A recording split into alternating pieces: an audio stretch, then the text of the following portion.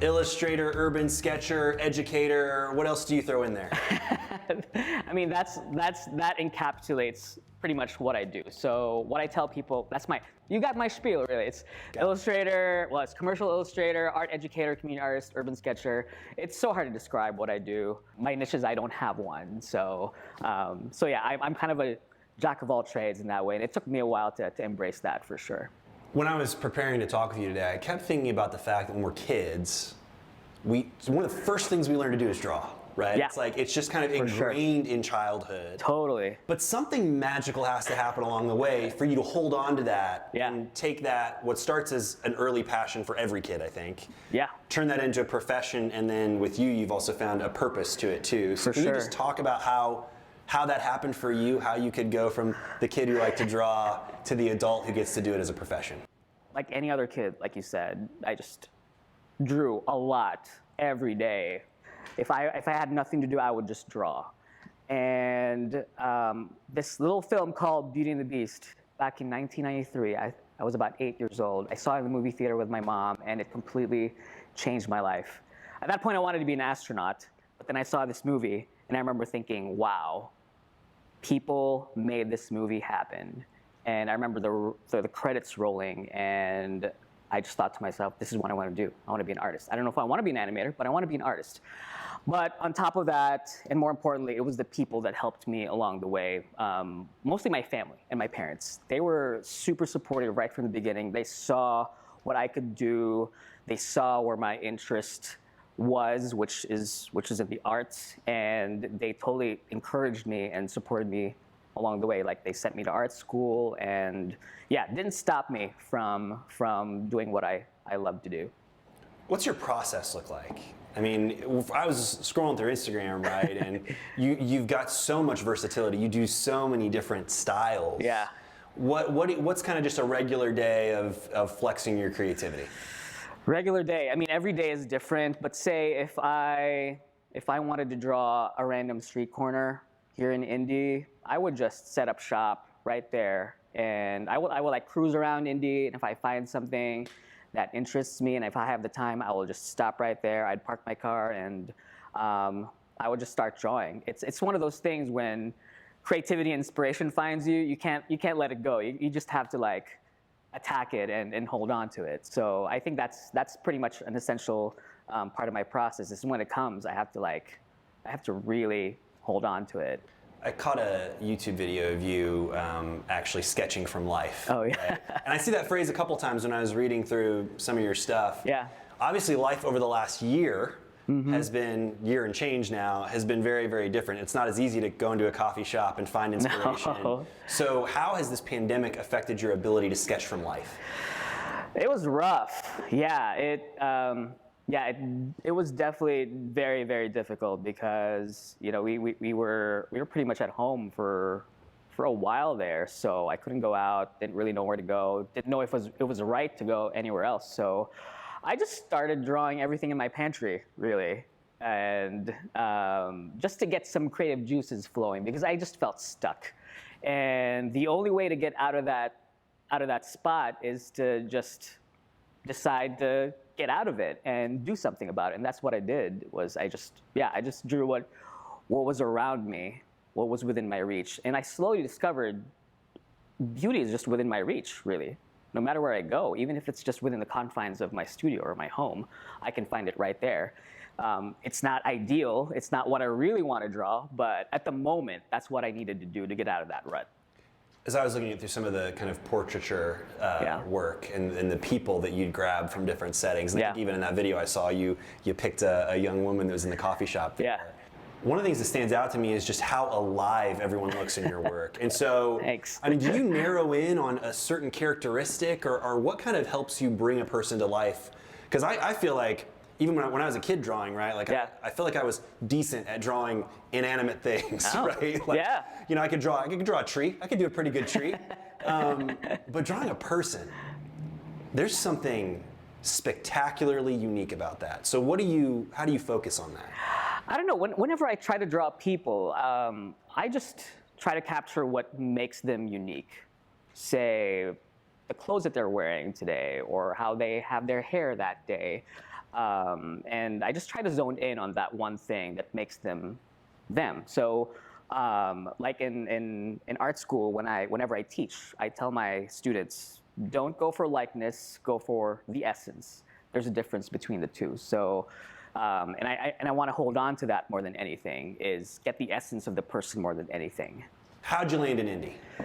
So, a little bit of a long story, but I'll give you the short version. So it started back in the 70s. My uncle came here. He became an American citizen, sponsored my grandparents. They became American citizens, sponsored the rest of the family, and then I came here back in 2004. So that's essentially how I ended up here. How old would you have been back then? 22, okay. Probably, so yeah. You were an adult. I was an adult, yeah, straight out of college. So. What were those first moments like landing here? It was culture shock for sure, because I grew up in Manila, so it's like, Manila, I don't know if you've ever been to that part of the world, but it's a very densely populated city, probably the most densely populated city in the world. And I come to Indy. Well, I moved to the suburbs first, so I was like, where's everyone? So it's kind of a shock a little bit. And of course, everything looked different. There was so much space. Sure. Yeah, everyone looked different too. So, it was quite an adjustment for sure. Okay, so, that's been quite a while now that you've been here. What keeps you in Indy? Well, lots of things, but from a relational standpoint, this is the best place to be.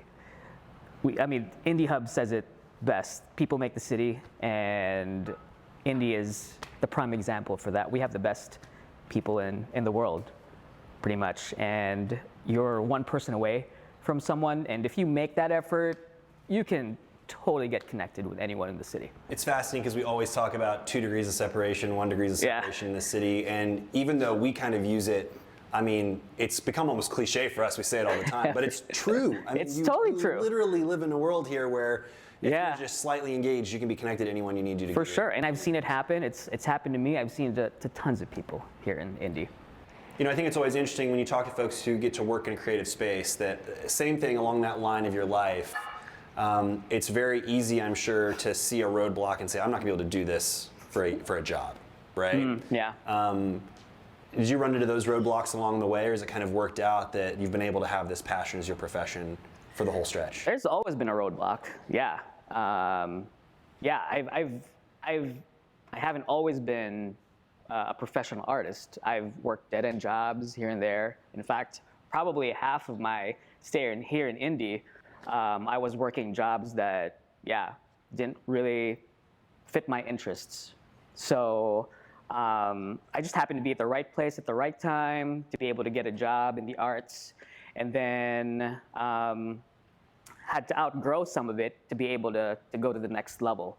So there's definitely roadblocks, and there will be roadblocks in the future, and I just have to expect that, especially as an artist. COVID alone was a roadblock in itself, so that alone will tell me there's still going to be roadblocks along the way, and the most important thing for me to do is just keep going. My wise friend of mine once said that my plan B is to make plan A work, and that's kind of my mantra.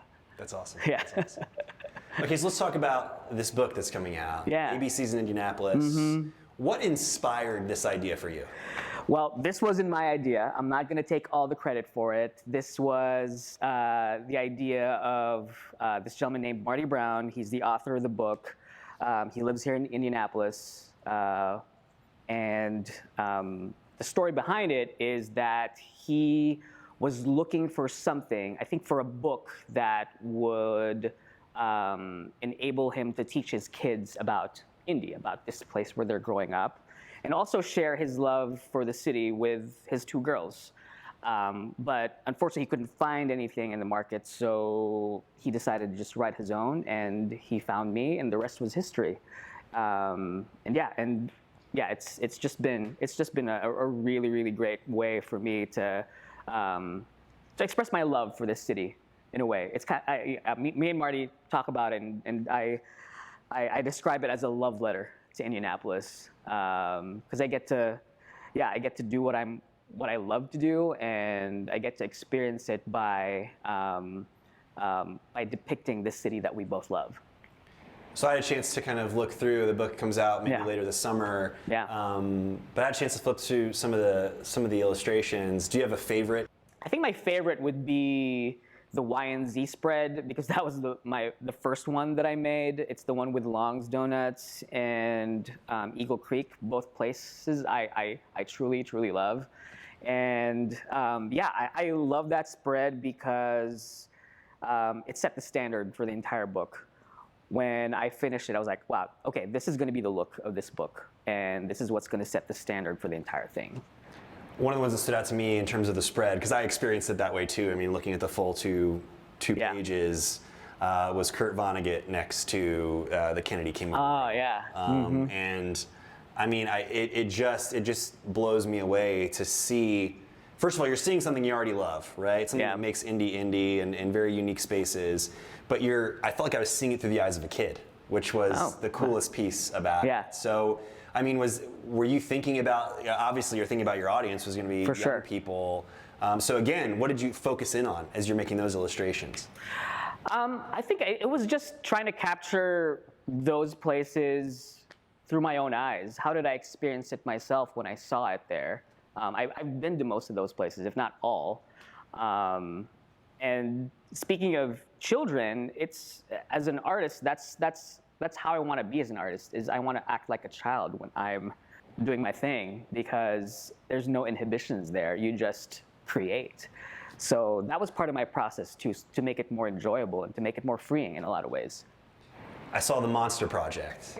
Oh man, A picture of you with a young lady, and you took her drawing of a monster and kind of imagined it another way. Yeah. How important is this to you about kind of sharing art with kids?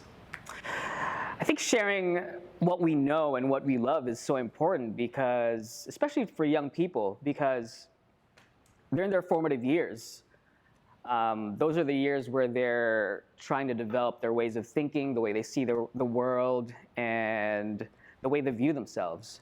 So me sharing my love and interest for the arts is a way for me to tell them, hey, this is something that I do and I love. Maybe this is something that you can do as well.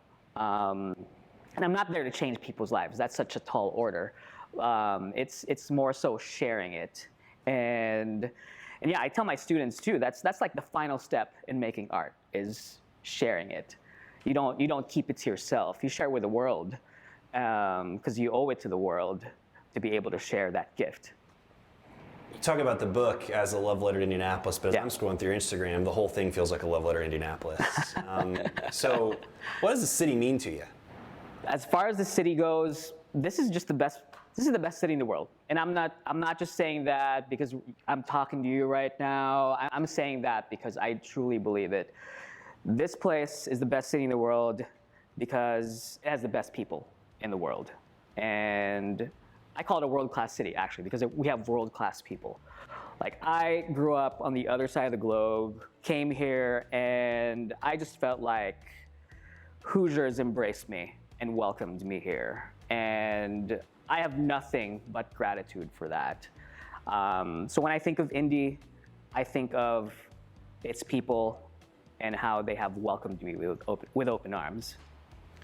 You know, you've obviously, I've seen sketches of the Steer Inn Diner, which is obviously a favorite of mine, of theaters, of street corners, of coffee shops. Yeah. Are there a couple places here that have particular meaning to you? I mean, those places, as random as they are, because I draw everything from like diners to alleyways to street corners. They seem random, probably to the average viewer, but to me, I pick those places because they remind me of where home is, which is Indianapolis. They remind me of where I feel the most comfortable.